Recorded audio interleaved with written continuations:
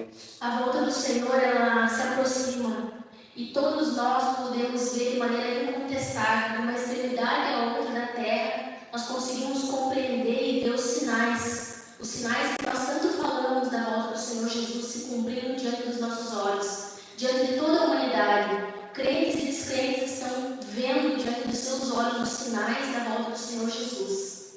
E todos nós aqui cremos de que está muito próxima a volta do Senhor. Quanto ao dia e a hora, nenhum de nós sabe.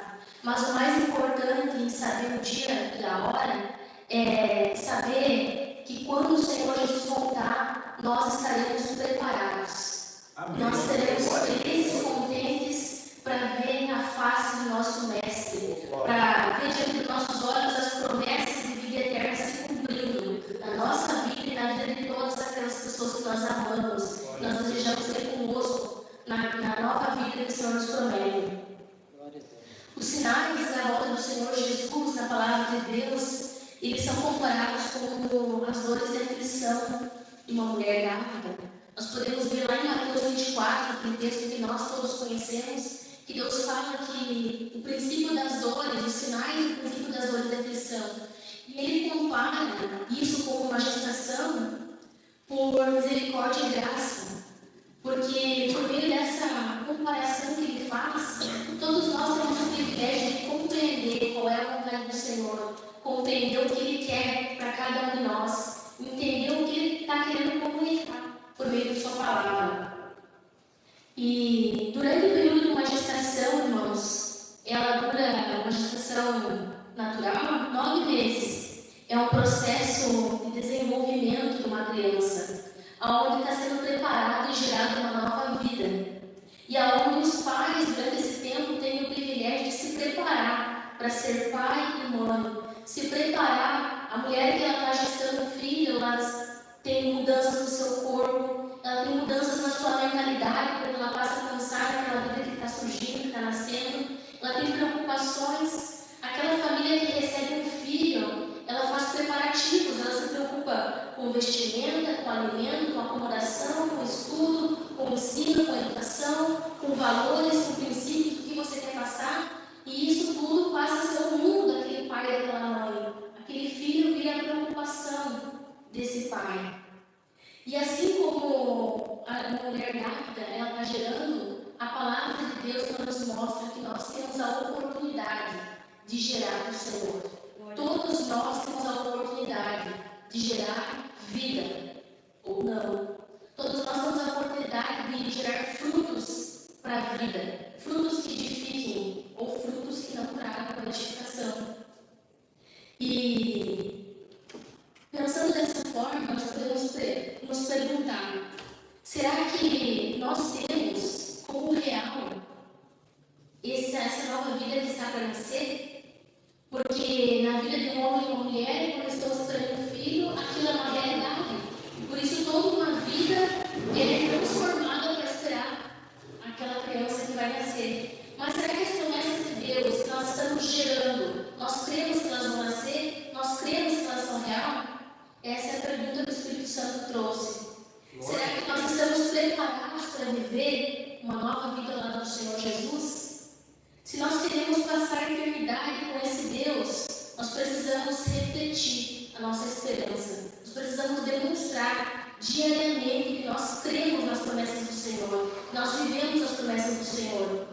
Enquanto nós aguardamos o nascimento da nossa promessa, nós temos a oportunidade de ser transformado.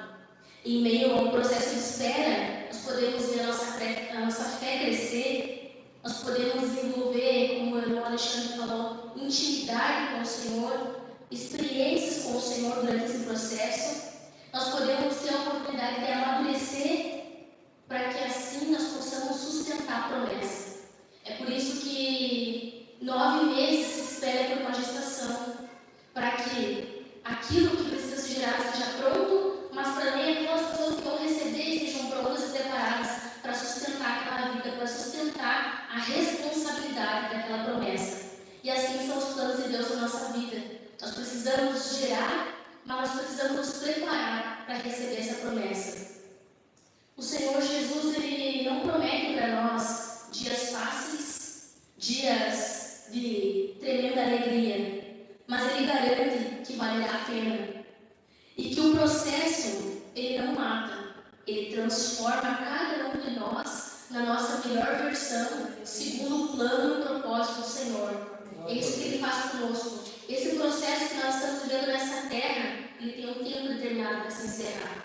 E a nossa oportunidade de crescer como servos, como discípulos do Senhor, de amadurecer, de entender a maneira que Deus quer falar com cada um de nós, de ser ensinado, orientado e simplesmente ser moldado por Ele, para que nós possamos sustentar a promessa. Assim como uma mãe que enfrenta muitas dificuldades para dar a luz ao seu filho, e quando pega em seus braços, ela diz que tudo aquilo valeu a pena. Valeu a pena os inchaços, as dores, o cansaço, a exaustão, talvez alguns problemas de saúde que vieram pelo caminho durante esse período de gestação, talvez um parto difícil onde a sua vida entrou em risco, mas quando ela vê o rosto do seu filho e o choro, ela diz que tudo valeu a pena.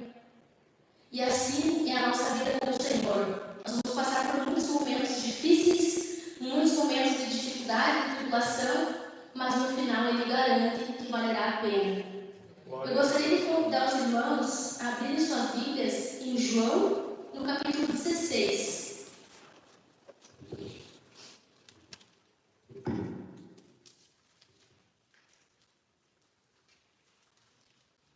Veja na sua Bíblia, irmão, a palavra do Senhor, o encorajamento que Ele traz para cada um de nós.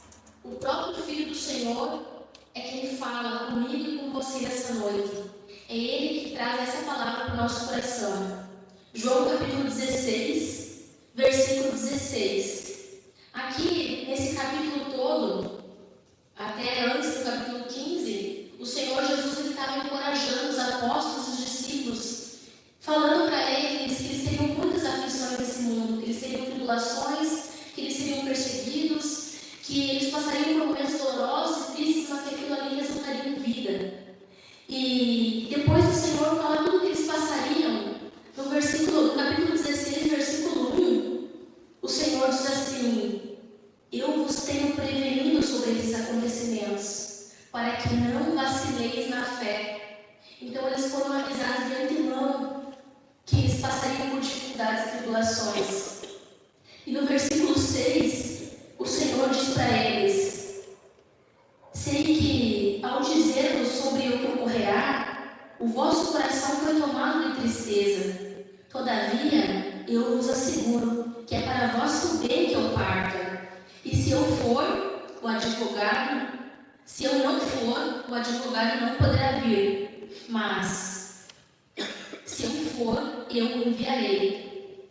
Quando então ele vier, como vencerá o mundo do seu pecado, da justiça e do juízo? Do pecado, porque a humanidade não crê em mim. Da justiça, porque vou para o Pai, e vós não vivereis mais. E do juízo, porque o príncipe deste mundo já está condenado. E aí o Senhor, no versículo 16, fala para eles: mais algum tempo, e já não me vereis mais. Momentos depois, e me vereis de novo. Então, alguns dos discípulos comentaram entre si: o que ele quer dizer com isso? Mais algum tempo, já não me vereis mais. E momentos depois, e me vereis de novo. E por que vou para o Pai? E se questionar: o que significa algum tempo? Não compreendemos o que ele quer dizer. Mas Jesus sabia o que desejavam perguntar. Ele lhes disse: vós vos questionais sobre o que eu quis dizer, quando declarei: mais algum tempo, e já não me vereis mais. Momentos depois, e me vereis de novo? Em verdade, eu vos afirmo que chorarão e se lamentarão, enquanto o mundo se alegrará. Vós vos entristecereis, porém a vossa tristeza se transformará em grande alegria. A mulher que está dando à luz sofre dores e tem medo, porque chegou a sua hora. Mas, quando o bebê nasce, ela já não mais se lembra da angústia a alegria de ter vindo ao mundo o seu filho. Também vós, agora, estáis tristes e apreensivos. Este é o momento de sofrimento. Mas eu vos verei de novo. E então, muito vos alegrareis. E mais, ninguém tirará a vossa alegria. Essas foram as palavras de encorajamento que o Senhor Jesus usou para os seus apóstolos e discípulos, para que eles pudessem suportar o processo que eles tinham pela frente, a missão que eles tinham para realizar sobre a face dessa terra. E essas palavras se estendem a nós, podemos aplicá-las nas nossas vidas hoje. A palavra do Senhor ela é fiel para dizer que muitas vezes o cristão, o servo de Deus, ele passa por momentos de muita aflição, enquanto o mundo lá fora está se alegrando. Mas a nossa recompensa ela está nos céus. A nossa recompensa está naquele que vê todas as coisas, aquele que não falha, que não tarda e que já tem preparado para cada um de nós uma nova vida que nos aguarda, livre do sofrimento, livre da tribulação. E ele disse: e muito se alegrareis, e ninguém vai tirar a vossa alegria. Hoje, muitas vezes, as pessoas, as situações, as circunstâncias da vida tiram a nossa alegria, tiram a nossa paz, tiram a nossa sanidade, muitas vezes, tiram o nosso controle. Mas o Senhor Jesus disse que vai chegar um tempo em que ninguém mais dará a nossa alegria, porque em breve voltará o nosso Senhor. Ele está às portas, nós podemos ver os seus passos no mais alto dos céus. E ele disse: e naquele dia não me pedireis mais nada, pois eu verdadeiramente vos asseguro que tudo o que pedires ao Pai, Ele concederá a vós em meu nome. Até agora nada pedistes em meu nome. Pedi e recebereis, para que a vossa felicidade seja completa. Então, enquanto nós estamos passando por tribulações, por processos, por angústias, por aflições, nós podemos pedir ao Pai, em nome do Senhor Jesus, força, coragem, ânimo, fé, porque a palavra de Deus nos mostrou que é Deus que nos faz crescer até mesmo a nossa fé. Então, que nós possamos pedir ao Senhor mais fé, mais coragem, mais ânimo, para que Ele possa nos ajudar a suportar as dificuldades, para que Ele possa nos ajudar a ter clareza do entendimento, a viver as suas promessas, a ter o reino de Deus como real, para que assim como uma pessoa faz preparativos, que nós possamos estar nos preparando para a volta do Senhor Jesus, honrando ao Senhor, se congregando, se fortalecendo, permanecendo firmes na presença do Senhor, tendo intimidade, tendo experiências, tendo testemunhos para contar para os nossos irmãos de que Ele é real na nossa vida, de que Ele fala conosco de várias maneiras e em diversas circunstâncias. E o Espírito Santo ele nos mostra que todos nós estamos gerando, mas só em Cristo nasce vida. Todos nós estamos gerando, mas só em Cristo nasce vida. Glória a Deus. O mundo também está gerando, mas gerando ilusões, gerando fracasso, gerando coisas imaginárias. Vocês já ouviram falar na gestação psicológica? Hoje a gestação psicológica mostra que uma mulher com esse problema, esse desvio, ela tem a sua barriga que cresce, a sua menstruação que cessa, o seu peito pode até mesmo produzir leite, ela tem todos os sintomas de uma gestação. E ela é crente que ela está gestando, que ela está gerando uma vida. Mas se o médico fizer um ultrassom nela, ou um exame de sangue, aquele útero está vazio. E assim são as promessas desse mundo. As promessas do mundo são gerar ilusões, é um útero vazio. Mas as promessas do Senhor são vida eterna para cada um de nós. Isso que ele fala, irmãos, é o Espírito Santo por meio da sua santa palavra.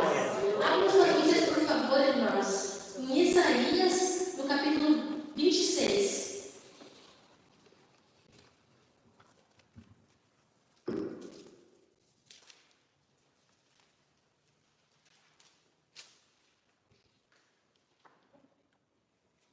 Isaías capítulo 26, essa profecia mostra que essas palavras são uma realidade, irmãos. Versículo 17 diz assim: Como a mulher grávida, ao aproximar-se a hora do parto, se contorce e nas suas dores dá gritos, assim nos encontrávamos nós na tua presença, ó Eterno. Todos nós engravidamos e nos contorcemos de dor. Contudo, quando demos a luz, eis que era vento, era nada. Não conseguimos trazer salvação à terra. Não fomos capazes de dar a luz a novos habitantes do mundo.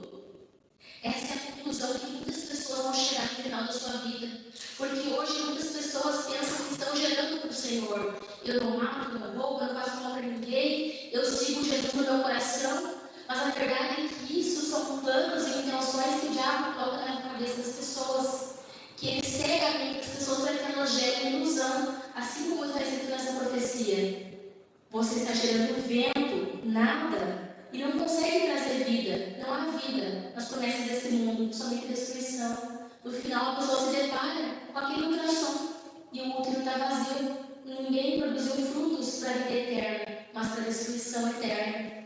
Mas nós que estamos aqui hoje, temos o privilégio de glorificar o nosso Deus por estarmos gerando frutos para a vida eterna. Frutos que produzem vida, frutos que edificam não só essa terra, não só onde estamos, mas que nos geram créditos para a eternidade, que nos fazem ter intimidade com o Senhor e ter o nosso nome registrado no livro da vida. E aí, muitas pessoas reconhecerão. Versículo 19 diz: contudo, os teus mortos viverão, seus corpos ressuscitarão. Despertai e cantai, pois vós os que retornam ao pó, despertai e cantai com grande júbilo. O teu orvalho é o orvalho de luz. A terra dará luz aos seus mortos. Então não importa quantas vidas, quantas pessoas essa terra carregou, quantos irmãos nós perdemos no decorrer desse caminho, ou se nós mesmos não chegarmos a ver o Senhor Jesus, a terra vai ter que devolver ao Senhor o que é dele. Aqueles que pertencem ao Senhor vão ser levantados para uma nova vida. E muito em breve nós podemos contemplar a promessa do Senhor se cumprindo. Essas palavras elas são fiéis, verdadeiras e dignas de total confiança. E o Senhor deixa uma palavra para nos encorajar como igreja, como servos do Senhor. Ele diz: eu faço gerar e eu faço nascer. Somente em mim existe vida. Aguente o processo, desfrute o propósito. Eu sustento o propósito. A minha volta está próxima.